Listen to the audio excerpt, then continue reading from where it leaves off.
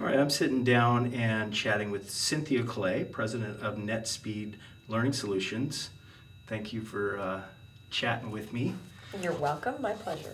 And of course, we're doing these interviews because we have a conference coming up for the local Puget Sound ASTD chapter, which is coming up pretty close here. And you're going to speak on that, huh? Yes, my topic is bringing your mojo to the virtual classroom. Nice. I like it. Anything with mojo in I know, I got it. Yeah, put mojo in there. Yeah, exactly. It wasn't my idea, honestly. So you've been doing virtual training for quite a while. Tell me about what that journey's been like. What kind of started you in virtual? Well, I have been doing webinars of one kind or another for about 8 years. Wow. I would say they were not as good 8 years ago as they are now. And I, talk about the first time I ever did a webinar where I just showed PowerPoints and talked, literally, for an hour. And I talked faster and faster. I had no visual input from anybody, and it was... oh man, I was totally uncomfortable. I didn't have any feedback. I couldn't see anybody. I felt the same on my first one too. It's tough. It's tough to do that, to get past that the emptiness that you're not getting any energy back. So. No energy back at all. And I when I hung up the phone from it, I was alone in my office, and I went, oh my God, that was like giving a speech in a closet. I said it out loud. I was just like, that was terrible. So that kind of set me on a journey to figure out, how do you do this? And not just because they're boring as all get out for participants, but if I want to be a good facilitator, I have to have input. So that was kind of the start of our journey. And initially we used them primarily for marketing purposes. And then more and more of our clients started to ask us, can you deliver that, using web conferencing? So it's been my personal quest to try to learn how to create a highly engaging, high energy, facilitated learning experience in the virtual classroom. Well, so is it technology that makes a difference? Is it activities? What is the sweet spot? What is the secret sauce, I guess, for virtual training? Well, it is a combination of having the right technology and having the skill set to bring your presence into the virtual classroom. Right. Many trainers, once they try to deliver a webinar, decide this is not for me. It's different. You have both the need to have a high level of energy and connect with people, and you really need to be comfortable with technology so you don't get thrown when strange things happen, because they always do. So, but I will also say, I think the technology has improved in the last few years. So now you can put yourself on webcam so your learners can see you. Now you can show videos, short ones, in the platform. You can use chat and polling. So they're just much better than they were when I first started. You really didn't have as many ways that you could interact with people. Yeah, there's a lot. The tools have gotten really good. But, combination of the tools and your presentation skills and taking that virtually, I think you're right. That is how it happens. So let's talk a little bit about why you are involved with ASTD. Oh, wow. I have been involved with ASTD for many, many years, and it has served me in different ways at different times in my career.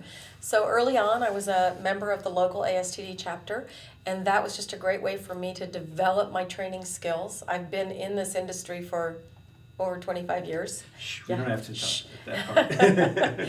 And I just developed my skills and experience that way. I went to the chapter meetings, I mingled with people, I networked.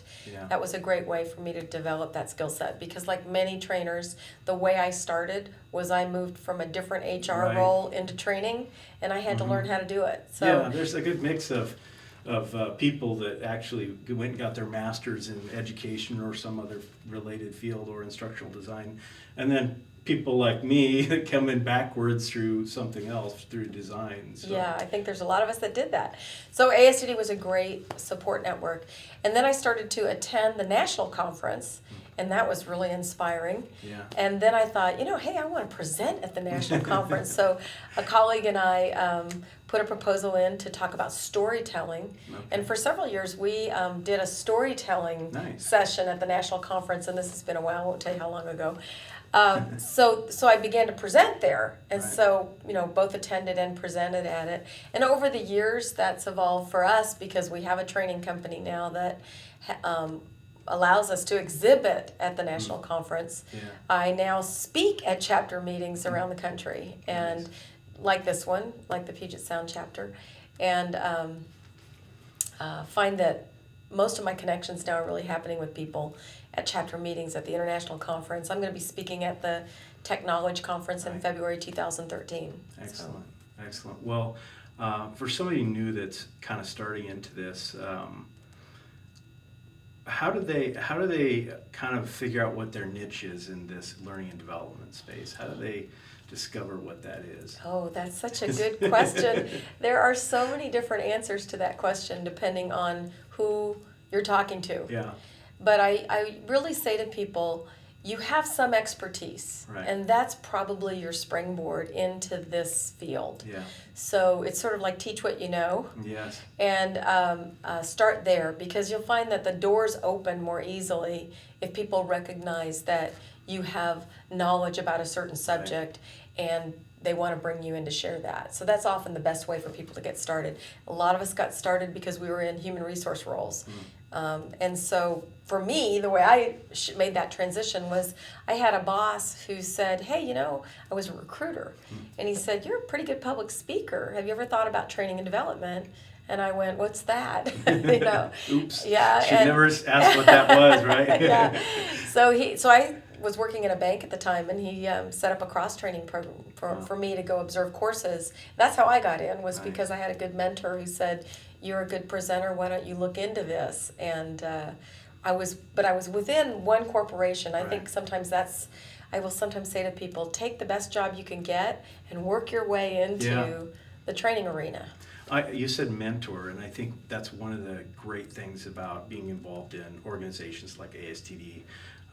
The people that are there along with you are the real conversations, how you really learn, and having those connections with those people. Yeah, I absolutely believe in the power of making those networking connections.